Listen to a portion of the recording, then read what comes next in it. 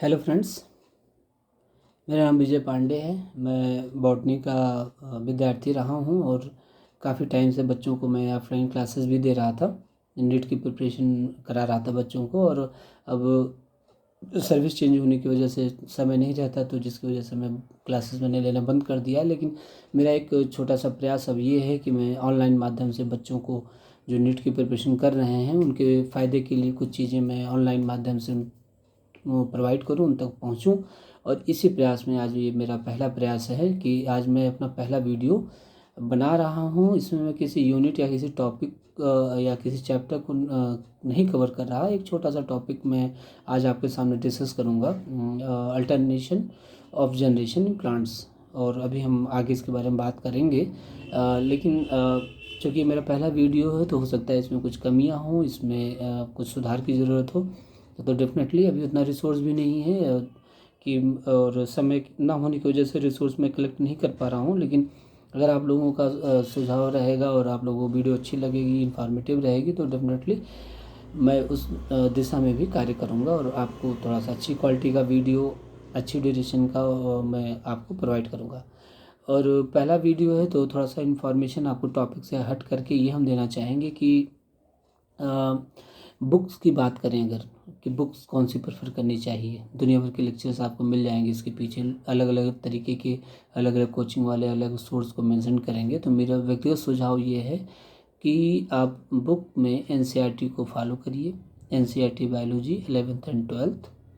इसलिए हम कह रहे हैं क्योंकि मदर बुक है, इसी से टॉपिक डिसाइड होते हैं, इसी से क्वेश्चन डिसाइड होते हैं। गवर्नमेंट ऑफ इंडिया का एग्ज़ाम है और गवर्नमेंट ऑफ इंडिया की बुक है।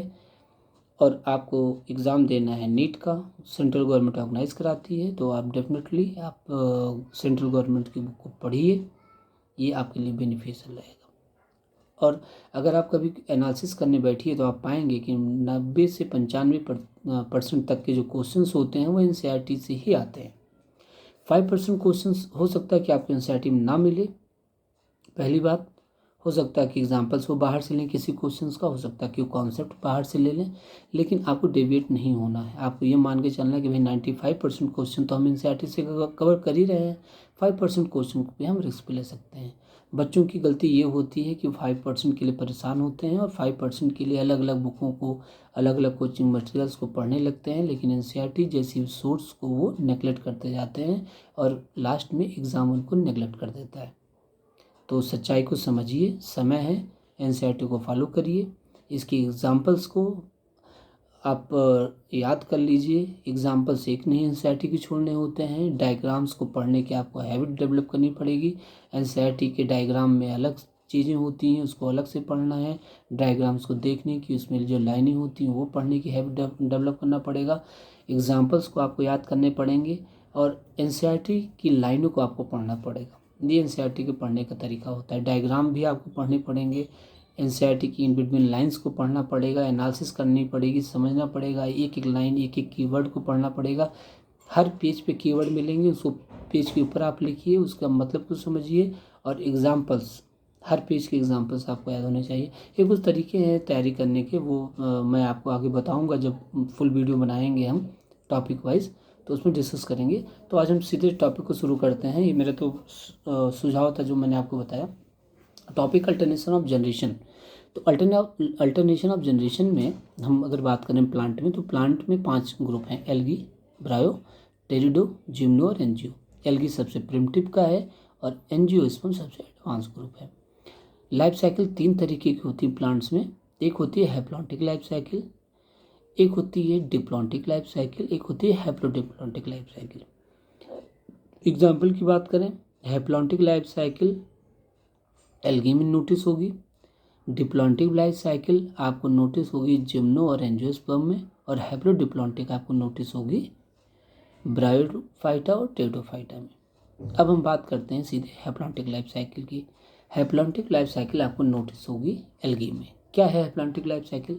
हैप्लॉन्टिक लाइफ साइकिल का मतलब होता है कि जिसमें जो डोमिनेंट फेज है वो हैप्लॉइड होगा और जो डिप्लॉयड फेज होगा वो थोड़े समय के लिए बनेगा और तुरंत उसमें जाइगोटिक मियोसिस हो जाएगी या मियोसिस हो जाएगी और मियोसिस से फिर से हैप्लॉइड स्पोर्स बनेंगे और वो जर्मिनेट करके फिर से हैप्लॉइड प्लांट बॉडी बना देंगे। लेकिन इसमें इस दौरान जो डिप्लॉयड फेज आएगी वो बहुत ही थोड़े समय के लिए रहेगी। जाइगोट बनेगा after the fusion of the male and female gamete and this zygote will divide meiotically, meiosis हो जाएगी और मियोसिस से मियोस्पोर्स बनेंगे और वो मियोस्पोर्स जनरेट करके बना देंगे हैप्लॉइड स्ट्रक्चर। तो ये होती है हैप्लॉन्टिक लाइफ साइकिल और ये फीचर है किसमें या किसमें पाया जाता है, वो एल्गी में पाया जाता है। अब यहाँ पे दो चीज़ें हम आपको बताएंगे। पहली बात ये बताएंगे जाइगोटिक मियोसिस। एग्जाम में बहुत क्वेश्चन पूछा जाता है कि जाइगोटिक मियोसिस किस में देखने को मिलेगी, वो मिलती है एल्गी में। पहली बात क्या होता है जाइगोटिक मियोसिस, जाइगोट में ही मियोसिस हो जाएगी और उससे एम्ब्रियोनिक स्टेज एस्टेब्लिश नहीं हो पाएगी।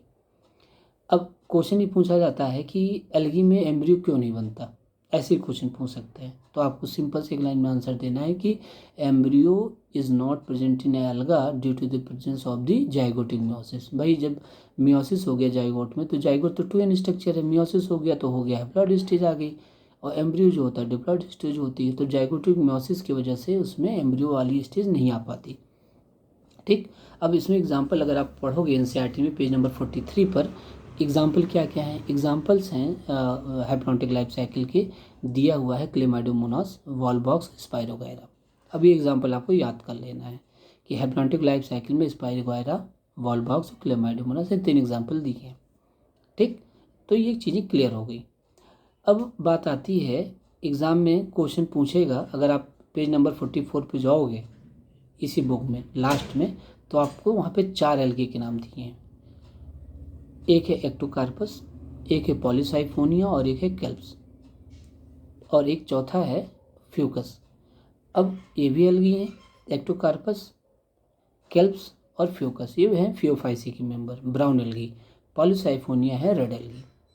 अब एग्ज़ाम में क्वेश्चन क्या पूछता है, अब आपको जनरल कॉन्सेप्ट ये पता है कि एल्गी में तो हैप्लॉन्टिक लाइफ साइकिल होती है, डन, और 3 एग्जाम्पल उसने हैप्लॉन्टिक लाइफ साइकिल में दिया है। अब पेज नंबर 44 पे जब आओगे तो वहाँ लिखा हुआ है कि एक्टोकार्पस, पॉलीसाइफोनिया इन कैल्प्स में कौन सी लाइफ साइकिल होती है, हैप्लोडिप्लॉन्टिक लाइफ साइकिल, और फ्यूकस में होती है diplontic life cycle. These are the exceptions, Ectocarpus, Polysiphonia और कैल्प्स और फ्यूकस ये भी एल्गी हैं। तो कायदे में क्या होना चाहिए, हमने जो अभी जनरल कॉन्सेप्ट पढ़ा कि हैप्लॉन्टिक लाइफ साइकिल जो होगी वो एल्गी में प्रेजेंट होगी क्योंकि उसमें जाइगोट बनेगा नहीं, और जाइगोट बनेगा और मियोसिस हो जाएगी और मियोसिस के बाद उसमें मियोसिस के बाद उसमें जूस्पोर्स बनेंगे और मियोजूस्पोर्स बनेंगे और जनरेट करके फिर से हैप्लॉइड प्लांट बड़े बना देंगे। तो एग्जाम्पल भी हो गया, लेकिन एग्जाम में क्वेश्चन से पूछ लेगा कि which one of following alga do not show the haplontic life cycle, ऐसे दे देगा। एग्जाम्पल दे देगा क्लेमाइडोमोनास, वॉलबॉक्स और स्पाइरोगायरा और चौथा दे देगा फ्यूकस। तो हो जाएगा आंसर फ्यूकस, क्योंकि फ्यूकस तो डिप्लॉन्टिक लाइफ साइकिल होती है क्योंकि ये एक्सेप्शन है। और ऐसे ही पूछ सकता है कि which one of the alga shows diplontic life cycle, diplontic life cycle किस एल्गा में होती है। बहुत कॉमन क्वेश्चन है, बहुत बार आता है, बच्चे गलत भी बहुत करते हैं कि डिप्लॉन्टिक लाइफ साइकिल किस में होती है, तो फ्यूकस। तो अब आपको इसमें बहुत ज़्यादा एग्जाम्पल याद करने की जरूरत नहीं है, बहुत ज़्यादा ही नहीं कि आपको जितना एल्गी है किस किस में डिप्लॉन्टिक होता है वो पूरा सर्च कर करके इधर उधर से किताबों करके बस आप उसी के पीछे पड़े हो, ऐसा कुछ नहीं है। बस आप यही जो एग्जांपल्स दिए हैं, Fucus diplontic life cycle, Ectocarpus, Polysiphonia, kelps haplodiplontic, ये दिमाग में बैठा लीजिए, अपनी नोटबुक के ऊपर लिख लीजिए। जब भी इस पेज को खोलिए, जब भी एल्गी को रिवाइज करिए तो बस आपको दिमाग के ऊपर दोहराना है। क्या दोहराना है कि एल्गी में तो हैप्लॉन्टिक लाइफ साइकिल होती है, एग्जाम्पल्स क्लेमाइडोमोनास, स्पाइरोगायरा, वॉलबॉक्स हैं। एक्सेप्शंस के तौर पर 4 एल्गी और हैं। फ्यूकस में डिप्लॉन्टिक होती है, एक्टोकार्पस, पॉलीसाइफोनिया और कल्प्स में होती है क्या, हैप्लोडिप्लॉन्टिक। डन। और आप देखोगे, आप क्वेश्चन उठा करके देख लोगे तो आपसे क्वेश्चन इन्हीं 4 से पूछे जाते हैं। कई क्वेश्चन अलग अलग तरीके से बना के पूछते हैं। आपको क्वेश्चन करने का तरीका, क्वेश्चन को पढ़ने का तरीका आना चाहिए, और वो तब आएगा, आप उस चीज़ को तब समझ पाओगे जब आप एनसीईआरटी के एग्जाम्पल्स को याद करोगे अच्छी तरीके से, समझते हुए बिना किसी डेविएशन के। Okay, thank you.